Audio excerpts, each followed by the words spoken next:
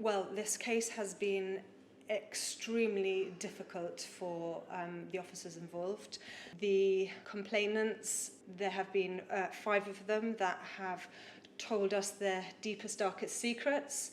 They've told us about abuse that they've suffered from a very young age as little children, how they have felt helpless, and that has an impact on us because we are human beings, and that, does have an effect, but we have to remain professional, we have to remain composed, and we are there to do our job. But, when we go home, it is something that potentially could plays on our mind. But, we're so happy with the result that we've had that there's a sense of closure for us as well as the victims. And I can imagine it's also very rewarding knowing that this sentence has been given. Oh, absolutely.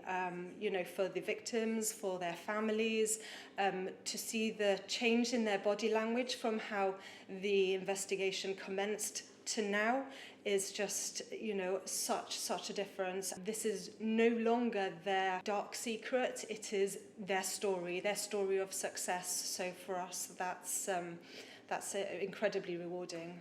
What would you say to other victims of sexual abuse who are thinking about speaking to the police? If someone was struggling to make that first step and pick up the phone, what would you say to them? It's extremely difficult for any victim to come forward, let alone victims of child sexual abuse. Victims will have many internal barriers and challenges. They will have many internal emotions in terms of guilt, feeling ashamed, feeling embarrassed, and it takes a lot of time for them to overcome those barriers before they pick up the phone.